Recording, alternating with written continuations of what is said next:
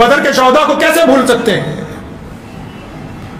ہم ان شہداء کو کس طرح فراموش کر سکتے ہیں؟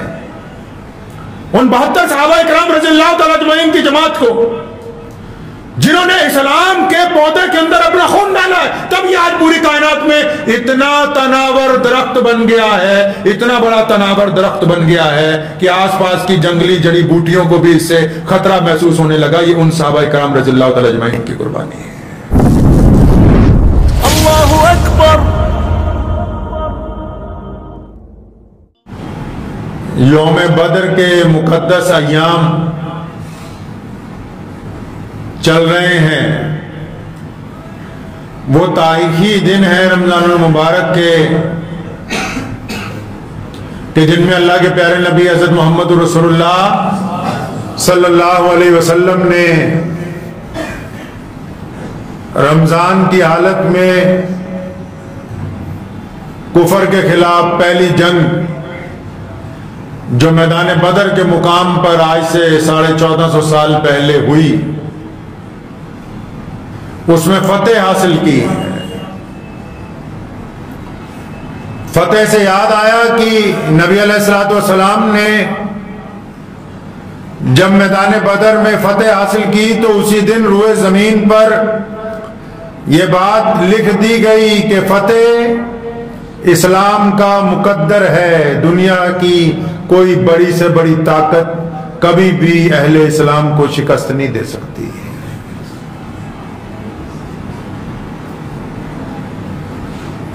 نبی علیہ الصلوۃ والسلام کا رمضان کیسا گزرا، وہ دن کیسے تھے؟ میں بچپن سے بہت چھوٹا تھا تو یہاں آگے بیٹھ کے اپنے والد مرحوم شیر اسلام مولانا حبیب الرحمان لدھیانوی رحمۃ اللہ علیہ کی تقریریں سنا کرتا تھا۔ تو یوم بدر کے جب دن آتے تھے تو والد صاحب رحمۃ اللہ علیہ بدر کے تمام واقعات کو ہر ایک جمعہ میں تفصیل سے بیان کرتے تھے، کیوں؟ تاکہ اہل اسلام کو یہ بھی یاد رہے کہ ان عبادات کے ساتھ ساتھ روئے زمین پر اسی مقدس مہینے میں نبی علیہ الصلوۃ والسلام نے وہ فتح حاصل کی کہ اگر وہ فتح نہ ہوتی تو خود نبی علیہ الصلوۃ والسلام نے فرمایا، کسی اور نے نہیں،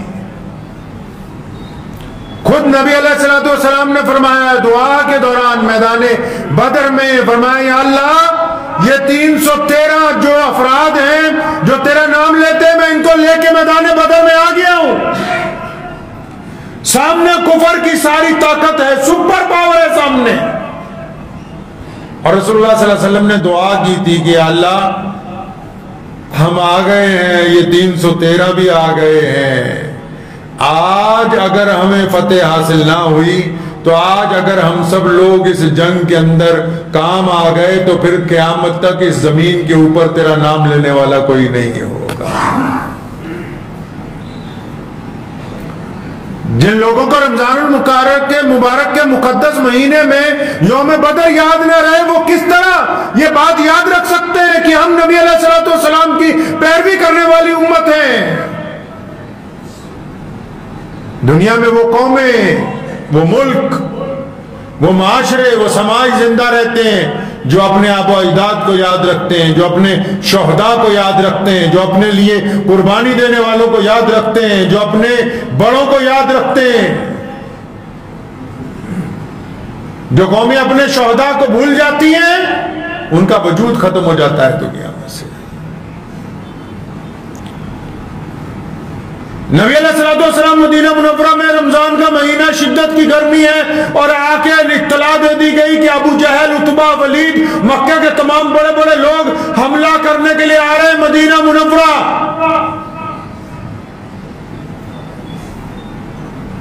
اور آپ اسلام کی تاریخ پڑھیں، کیا خوبصورت باتیں نبی علیہ السلام نے کہی ہیں۔ فرمایا ہم جنگ کی تمنا نہیں کرتے،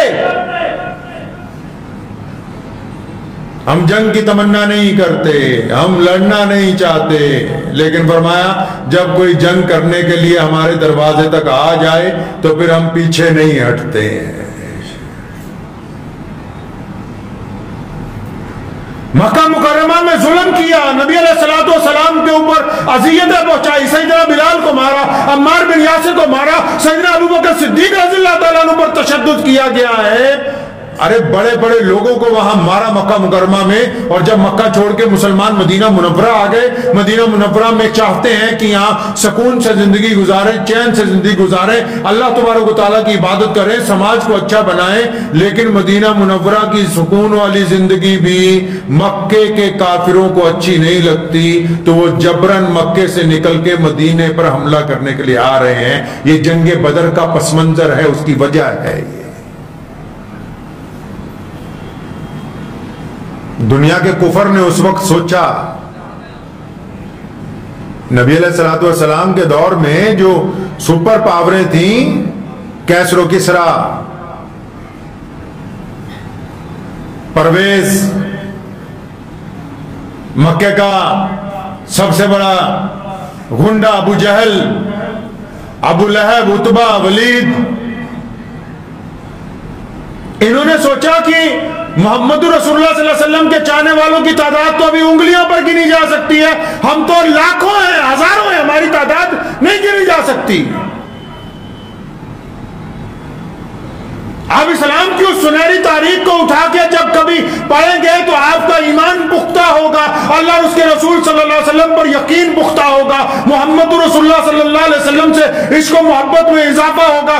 ایک طرف دشمن یہ سوچتا ہے کہ ہم لاکھوں ہیں، ہماری سرکار ہے، ہمارا اقتدار ہے، یہ گنتی کے لوگ ہیں، لیکن اللہ تبارک و تعالیٰ نے میدان بدر میں دکھایا کہ تعداد اگر زیادہ ہو تو کچھ نہیں ہوتا، اللہ کی مدد اور ہمت اور حوصلے جن کے پاس زیادہ ہوں، فتح ان کے مقدر کے اندر لکھی جاتی ہے۔ ابو جہل اس لیے آیا ہے کہ آج اسلام کو پوری دنیا میں ختم کرنا ہے۔ ہم بدر کو بار بار اس لیے یاد کرتے ہیں کیونکہ بدر ہماری بنیاد ہے۔ جس طرح پہلا کلمہ اشہد ان لا الہ الا اللہ وحدہ لا شریک لہ پڑھتے ہیں، علامہ منصور بجنوری مجھے یاد آ گئے، صبح صبح فرمایا کرتے تھے کہ بیٹا جنگ بدر اور جنگ احد کلمہ لا الہ الا اللہ اور محمد رسول اللہ کی مظہر ہے۔ جنگ بدر میں لا الہ الا اللہ کی تکمیل ہوئی اور جنگ احد میں محمد رسول اللہ صلی اللہ علیہ وسلم کے کلمے کی تکمیل ہوئی ہے۔ یہ دونوں جنگیں اسلام کے پہلے کلمے کی مظہر ہیں، دونوں جنگیں جو ہے۔ جب کہا لا الہ الا اللہ کہ مکمل ایمان اللہ پر ہے تو بدر کے اندر فتح ہوئی۔ احد کے میدان میں ذرا سی بات محمد رسول اللہ کی نہیں مانی، ایک پہاڑی سے مورچہ اپنی مرضی سے ہٹا لیا، بڑی شدت سے بہت سارے لوگوں کی شہادتیں ہوئیں، تو یہ بات سمجھ آ گئی کہ دین کے اندر اگر پیروی کرنی ہے تو ہو بہو محمد الرسول اللہ صلی اللہ علیہ وسلم کی کرنی۔ یہ دونوں جنگیں کلمہ لا الہ الا اللہ محمد رسول اللہ صلی اللہ علیہ وسلم کی مظہر ہے۔ تو رسول اللہ صلی اللہ علیہ وسلم مدینے میں سے اطلاع مل گئی کہ ابو جہل آ رہا ہے، بڑا طاقتور لشکر لا رہا ہے، بڑے اونٹ ہیں ساتھ میں، ساز و سامان ہے، ناچنے گانے والی عورتیں ہیں، ڈھول بجاتا ہوا آ رہا ہے بڑی تیزی کے ساتھ۔ اور ادھر مدینے میں کیا ہے؟ مدینے میں گنتی کے صحابہ ہیں، مدینہ منورہ میں کمزور مسلمان ہیں، مدینہ منورہ کے یہودی مسلمانوں کے خلاف سازشیں کر رہے ہیں، مدینہ منورہ میں کھانے پینے کا سامان پورا میسر نہیں ہے، اور جنگ کے لیے مسلمانوں کے پاس نوجوانوں کی تعداد بھی کم ہے۔ تو نبی علیہ السلام نے اعلان کیا، اعلان کرتے ہیں آج کل بھی مسجد میں کھڑے ہو کے ہر نماز میں کہ چندہ دے دیجئے، زکوٰۃ دے دیجئے، صدقہ دے دیجئے، اعلان ہوتا ہے نا۔ تو نبی علیہ الصلوۃ والسلام نے مسجد نبی میں اعلان کیا، ابھی کون ہے جو اللہ تبارک و تعالیٰ کے راستے میں یہ جو جنگ کی بھٹی ہم پر بھڑکائی جا رہی ہے، کون ہے جو اللہ کے راستے کے اندر جائے گا؟ جتنے دیوانے تھے سارے آ گئے، ان دیوانوں کے پیچھے دو بچے آئے، ایک کا نام معاذ ہے، ایک کا نام معوذ ہے، دونوں بڑے چھوٹے بھائی ہیں۔ جب اعلان ہوا تھا مسجد نبی میں تو وہ اپنے گھر گئے تھے تو دیکھا اماں چولہے پر بیٹھی ہوئی رو رہی ہے. فرمایا اماں کیا بات ہے؟ فرمایا نبی علیہ الصلوۃ والسلام نے اعلان کیا جنت لٹ رہی ہے, کاش اگر تمہارا باپ زندہ ہوتا تو محمد رسول اللہ صلی اللہ علیہ وسلم کے ساتھ جنگ پر جاتا تو ہمارے گھر کا بھی حصہ پڑ جاتا. کہ نہیں, تمہارے والد تو پہلے ہی شہید ہو چکے ہیں, اب ہمارے گھر میں کوئی نہیں. فرمایا اماں فکر کیوں کرتی ہو, ہم بچے ضرور ہیں, ہمارا ایمان جوان ہے. ہم بچے ضرور ہیں, ہمارا ایمان جوان ہے. دونوں محمد رسول اللہ صلی اللہ علیہ وسلم کی خدمت میں پہنچے. آپ صلی اللہ علیہ وسلم کو جا کے دونوں نے کہا یا رسول اللہ ہم بھی آپ کے ساتھ میدان بدر کے اندر جانا چاہتے ہیں. بڑا بھائی اچھا خاصا بڑا تھا, تو نبی علیہ الصلوۃ والسلام نے اسے منظوری دے دی کہ تم جا سکتے ہو. چھوٹے کو انکار کر دیا گیا کہ تم نہیں جا سکتے. اب چھوٹا بھائی بڑا منت سماجت کرنے لگا, نہیں یا رسول اللہ مجھے بھی ساتھ میں جانے دیجئے, مجھے بھی ساتھ میں جانے دیجئے. لیکن کیونکہ چھوٹا ہے اس لیے انکار کر دیا گیا کہ نہیں بچے جنگ میں نہیں جاتے. اتنے میں اچانک چھوٹا کہنے لگا یا رسول اللہ میں تو اپنے اس بڑے بھائی سے بھی زیادہ پاور والا ہوں, میرے جسم میں اس سے زیادہ بھی طاقت ہے, آپ کہیں تو ہم کشتی لڑ لیتے ہیں, اگر میں اپنے بھائی کو گرا دوں تو میں بھی اس کے ساتھ جاؤں گا, اگر میں اس کو نہیں گرا سکا تو میں واپس گھر چلا جاؤں گا. کس بات کے لیے کشتی ہے؟ قربانی دینے کے لیے. یہ آج کل کے نوجوانوں کی طرح نہیں کہ گلے میں بالی ڈال کے اور گلے کے اندر چینی ڈال کے کان میں بالیاں ڈال کے مسجدوں کے اندر پہنچے. ایسے نہیں اسلام ہم تک پہنچا ہے. جو اچھے خاصے مرد عورتیں بننے کی کوشش کریں.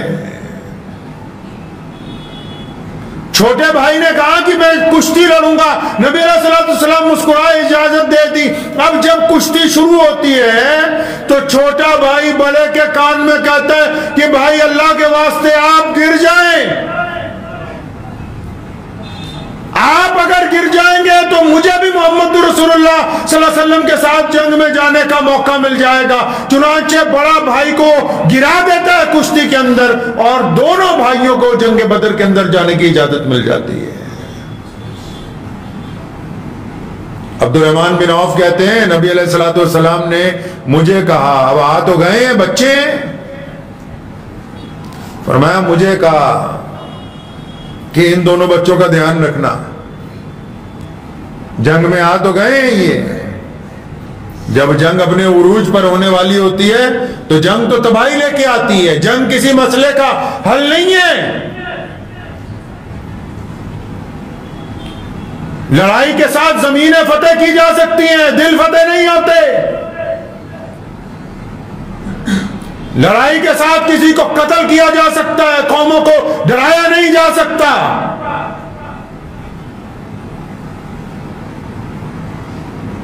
عبد الرحمن بن عوف کہتے ہیں کہ دونوں بچوں کی ذمہ داری میرے ذمہ لگا دی. تو جب جنگ شروع ہوئی تو میں کہتا دل میں سوچتا ہوں کہ کاش تیرے دائیں بائیں دو جوان ہوتے تو میں بھی آج جنگ میں کچھ اپنے جوہر دکھاتا, اب ان بچوں کی حفاظت کروں یا پھر جنگ کے اندر خود لڑنے کے لیے جاؤں. فرمایا میں ابھی یہ سوچ ہی رہا تھا تو میرے دائیں طرف سے ایک بچے نے سر آنکھیں نگاہ اپنا سر آگے کیا اور بائیں طرف سے دوسرے نے, اور دونوں بھائیوں نے آنکھوں ہی آنکھوں میں کوئی ارادہ کر لیا, آنکھوں ہی آنکھوں میں ارادہ کر لیا. دونوں نے ایک وقت مجھ سے پوچھا چچا اس جنگ میں ابو جہل کون سا ہے جو نعوذ باللہ ہمارے نبی حضرت محمد رسول اللہ صلی اللہ علیہ وسلم کی شان میں بے ادبی کرتے آئے ہیں. صحابی فرماتے ہیں کہ ابو جہل اپنے لشکر کے درمیان میں گھوڑے پر سوار تھا. فرمایا میں نے ان بچوں کو بتانے کے لیے جن کی عمر 15-16 سال ہے ابھی, فرمایا ان کو بتانے کے لیے اپنا ہاتھ اٹھایا اور انگلی کی اس کی طرف. فرمایا میں نے کہا وہ سامنے جو درمیان میں گھوڑے پر سوار ہے, فرمایا ابھی انگلی نیچے نہیں گری, جس طرح تیر کمان سے نکلتا ہے دونوں میرے دائیں بائیں سے نکلے اور جاتے ہی ابو جہل کی دونوں ٹانگیں کاٹ کے گھوڑے سے نیچے گرا دیا اس کو. فرمایا تو کیا سمجھتا ہے کہ محمد رسول اللہ صلی اللہ علیہ وسلم کے ساتھ بدزبانی کرے گا؟ وہ سوچتے تھے کہ کاش میرے ساتھ جوان ہوتے تو میں جوہر دکھاتا. بچوں نے دشمن کے سرگنا کو میدان بدر میں نیچے گرایا ہے. اور یہیں پر بس نہیں ہے، حضرت معاذ رضی اللہ تعالیٰ عنہ جنگ کر رہے تھے، ان کا ایک بازو جو ہے اس کے اوپر دشمن نے اتنی زور سے مارا ہڈی ٹوٹ گئی. اب جب یہ لڑتا ہے تو ٹوٹا ہوا بازو درمیان میں آتا ہے. میدان بدر میں واقعات تو بہت سارے اولو العزم واقعات ہیں. بدر میں جبرائیل اترے ہیں لڑنے کے لیے. بدر میں محمد رسول اللہ صلی اللہ علیہ وسلم سے اور بڑی شخصیت کائنات میں کون سی ہو سکتی ہے جنہوں نے بذات خود اسلام کا دفاع کیا ہے؟ اسی بدر میں محمد رسول اللہ کی رہنمائی میں یہ بچے جب لڑتے ہیں، جب ایک بچے کی بازو کٹ جاتی ہے اور جب وہ پھر بھی لڑتا ہے، وہ بازو درمیان میں آتی ہے بار بار، تو میدان بدر میں اس بچے نے اس بازو کو اپنے پیر سے دباتا ہے اور پھر اپنی ہی تلوار سے اس بازو کو اپنے ٹوٹے ہوئے حصے سے کاٹ کے علیحدہ کرتا ہے اور اس بدر کے میدان میں کہتا ہے کہ جو چیز اللہ کے دین کے اندر رکاوٹ پیدا کرتی ہو اس کا جسم کے ساتھ کوئی حصہ نہیں ہو سکتا. یہ انہوں نے اس لیے کیا کہ ان کو بتانا ہے کل کو بریلوی دیوبندیوں کو، انصاری قریشیوں کو جو ایک دوسرے مسلمانوں کی ٹانگیں کھینچتے ہو، ان کا اسلام میں کوئی حصہ نہیں ہے. نبی علیہ الصلوۃ والسلام نے بدر میں فتح حاصل کی. جنگ میں زمین جیتی جا سکتی ہے، لیکن جب قیدی لائے گئے، محمد رسول اللہ نے قیدیوں کو معاف کرنا شروع کیا تو پتہ لگا کہ جنگیں صرف زمینیں جیتتی ہیں، کردار انسان کا دل جیتتا ہے.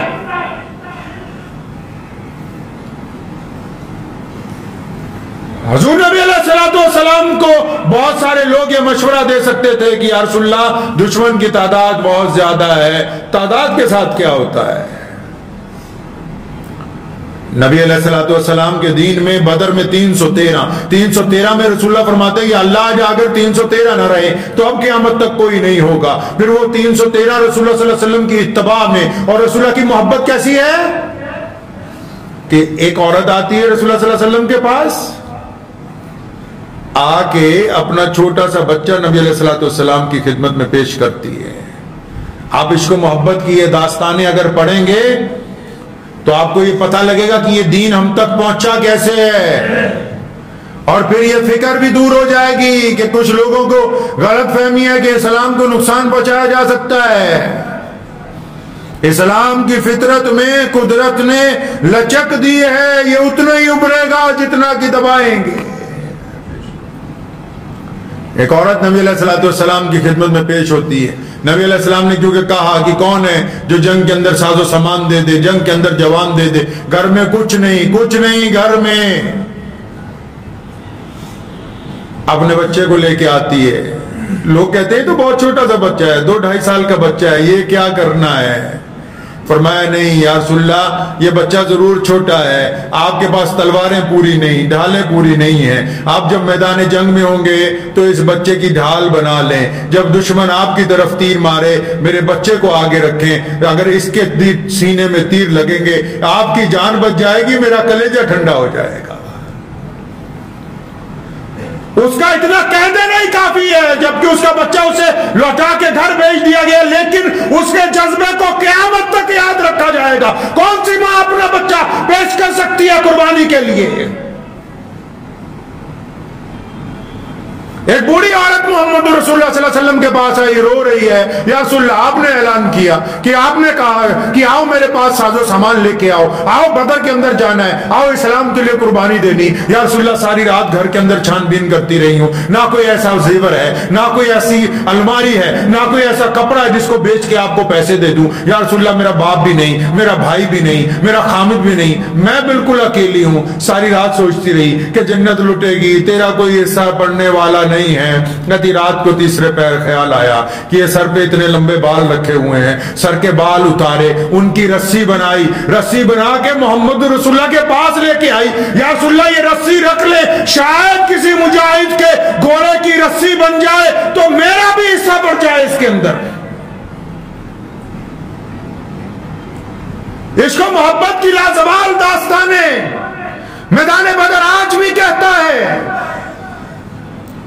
بدر ہماری بنیاد ہے.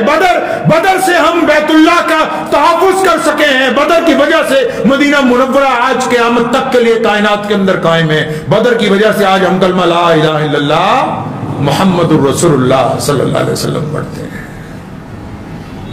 ہم بدر کے شہداء کو کیسے بھول سکتے ہیں؟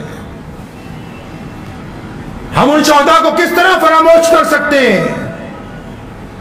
ان 72 صحابہ کرام رضی اللہ تعالیٰ اجمعین کی جماعت کو جنہوں نے اسلام کے پودے کے اندر اپنا خون ڈالا ہے، تب یہ آج پوری کائنات میں اتنا تناور درخت بن گیا ہے، اتنا بڑا تناور درخت بن گیا ہے کہ آس پاس کی جنگلی جڑی بوٹیوں کو بھی اس سے خطرہ محسوس ہونے لگا. یہ ان صحابہ کرام رضی اللہ تعالیٰ اجمعین کی قربانی ہے. خود نبی علیہ السلام نے جبریل علیہ السلام کو خود اللہ تعالیٰ نے بھیجا. کمال کی بات ہے، فرشتے لڑتے نہیں ہیں، لیکن جب محمد رسول اللہ میدان بدر میں اترے، اللہ تعالیٰ نے جبریل کو حکم دے دیا کہ نہیں، آج وحی لے کر نہیں جانی، آج محمد رسول اللہ کے پیروی کے اندر جا کے میدان بدر میں کفر کے خلاف لڑو، تاکہ قیامت تک کے لیے دنیا کو پتہ لگ جائے کہ جب رسول اللہ اترتے ہیں تو صرف فتح ہوتی ہے.